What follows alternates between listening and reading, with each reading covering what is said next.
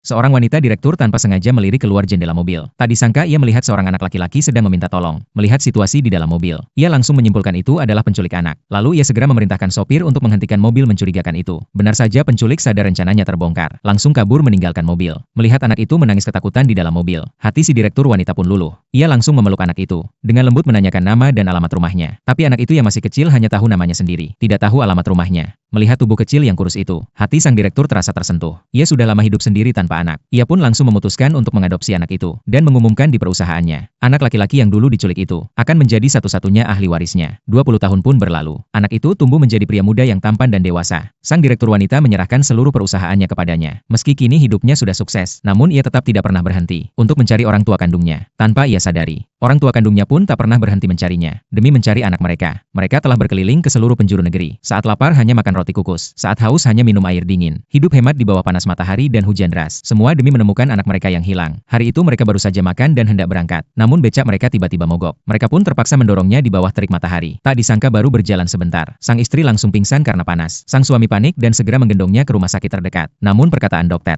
bagai petir di siang bolong bagi mereka. Ternyata sang istri mengidap kanker stadium akhir. Usianya tidak akan lama lagi. Kabar itu membuat keluarga yang sudah hancur semakin remuk. Sang suami tidak bisa menerima kenyataan itu. Ia hanya bisa menangis terseduh-seduh. Sang istri pun sama putus asanya, karena belum sempat bertemu anak yang selalu ia rindukan. Pasien di ranjang sebelah merasa iba melihat mereka. Kebetulan di ponselnya sedang menayangkan berita langsung. Dalam berita itu, sang direktur muda yang merupakan anak angkat sedang mencari orang tua kandung. Saat mendengar nama yang begitu familiar, mata pasangan suami istri itu langsung bersinar. Sang suami dengan tangan gemetar meminjam ponsel, memastikan nama dan usia anak itu benar-benar cocok. Namun pasien itu berkata, direktur itu sangat tertutup. Tak ada satupun foto dirinya di internet. Tapi kabar baiknya, kantor perusahaan itu ada di dekat rumah sakit. Begitu mendengar itu, sang ibu langsung tak sabar ingin menemui anaknya. Tak lama kemudian mereka sampai di depan gedung perusahaan. Namun satpam yang sombong tidak mengizinkan mereka masuk. Begitu tahu mereka datang untuk mencari anak dan mengaku sebagai orang tua direktur, satpam itu malah tertawa sinis, mengejek mereka yang katanya mimpi terlalu tinggi. Bahkan hendak mengusir mereka. Saat mereka mulai putus asa dan hendak pergi, kebetulan sang direktur juga datang ke kantor untuk inspeksi. Ia berjalan melewati pasangan itu. Untuk tidak menarik perhatian, ia mengenakan baju pekerja proyek, bersiap menginspeksi proyek secara diam-diam. Sementara itu, pasangan itu menemukan kantor proyek, dan manajer proyek itu ternyata adalah sepupu si anak. Dengan semangat mereka memberikan telur dari rumah, berharap manajer itu bisa bantu mereka hubungi sang direktur. Namun tak disangka manajer itu malah tertawa terbahak-bahak. Bukan hanya mencemooh mereka, tapi juga dengan jahat mengatakan mereka tak akan pernah temukan anak mereka. Lalu ia mengambil telur itu dan memecahkannya di kepala sang suami. Bahkan memanggil rekan-rekannya untuk terus mempermalukan pasangan tua yang malang itu. Tanpa mereka sadari, direktur yang menyamar sebagai pekerja sedang berdiri di pintu dan menyaksikan semuanya.